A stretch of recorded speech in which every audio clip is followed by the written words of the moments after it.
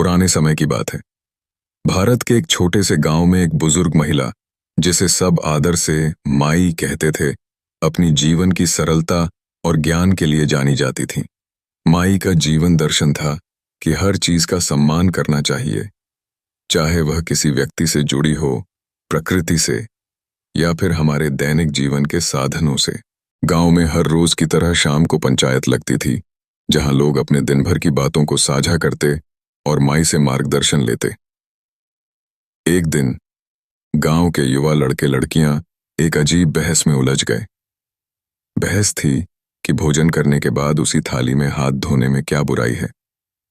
कुछ ने कहा कि यह आसान और समय बचाने वाला तरीका है, जबकि अन्य ने इसे अशुद्ध और अनुचित बताया। जब इस मुद्दे पर सहमति नहीं बनी, तो उन्होंने माई से इसका उत्तर पूछा। माई ने मुस्कुराते हुए कहा, आज रात मैं तुम्हें एक कहानी सुनाऊंगी, शायद उसी में तुम्हारे प्रश्न का उत्तर मिल जाए। सभी उत्साहित हो गए और रात को माई के घर पर इकट्ठा हुए। बहुत समय पहले की बात है। माई ने कहना शुरू किया। एक गांव था जो बहुत समृद्ध और खुशहाल था। वहां के लोग अपनी परंपराओं और मूल्यों का बड़ा ध्यान रखते थे। उस गांव में एक युवा लड़का माधव अपनी मां के साथ रहता था। माधव की मां बहुत मेहनती और परंपराओं का पालन करने वाली महिला थी। वह हमेशा माधव को सिखाती थीं कि भोजन को देवता मानो और उसे आदर के साथ ग्रहण करोगे ही। माधव एक जिज्ञासु स्वभाव का लड़का था।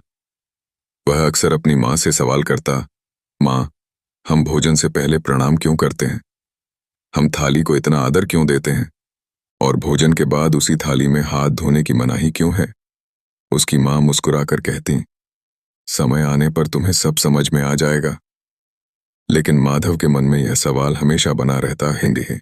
एक दिन माधव ने निश्चय किया कि वह खुद इसका उत्तर ढूंढेगा।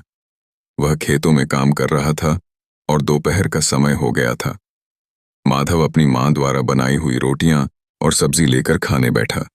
उसने तय किया कि आज वह भोजन के बाद अपनी थाली में ही हाथ धोएगा, यह देखने के लिए कि इसका क्या असर होता है।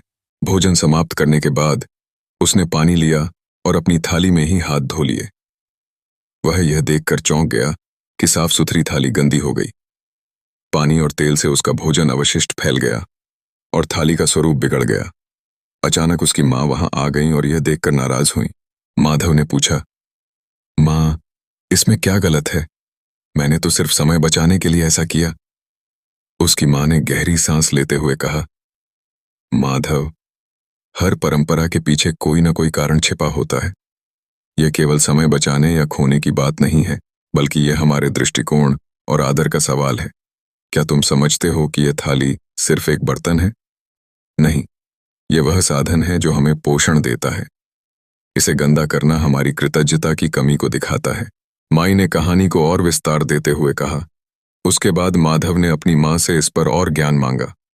मां ने उसे समझाया कि थाली में हाथ धोने से भोजन के बचे हुए अंश गंदगी में बदल जाते हैं। यह स्वास्थ्य के लिए हानिकारक हो सकता है, क्योंकि वह अशुद्ध पानी कहीं न कहीं हमारे जीवन में वापस आ सकता है। इसके अलावा यह भोजन का अनादर है। हर निवाला हमारे लिए जीवनदायक है और उसे गंदगी के साथ मिलाना हमारे संस्कारों के खिलाफ है। माधव को यह बात समझ में आने लगी।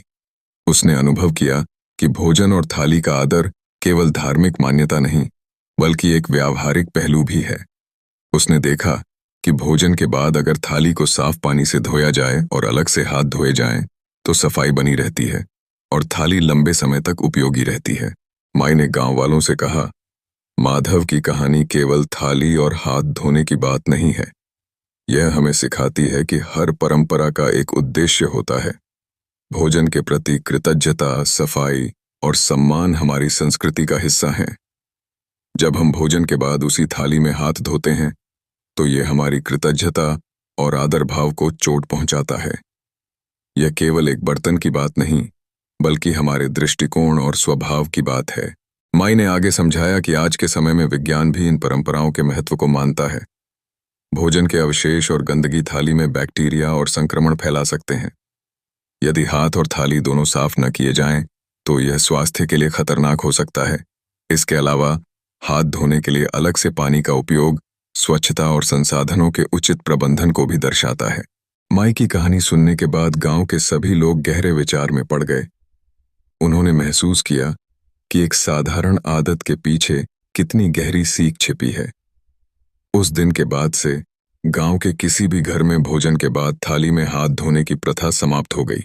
माई ने मुस्कुराते हुए कहा, यह केवल थाली का आदर नहीं, बल्कि हमारी परंपराओं और मूल्यों का सम्मान है। जब हम छोटी छोटी चीजों का आदर करना सीख जाते हैं, तो हमारा जीवन भी आदर और संतोष से भर जाता है। यह कहानी उस गांव की परंपरा बन गई और पीढ़ी दर पीढ़ी लोग इसे सुनाते और समझाते रहे। यह सिर्फ एक नियम नहीं, बल्कि जीवन जीने की एक कला बन गई।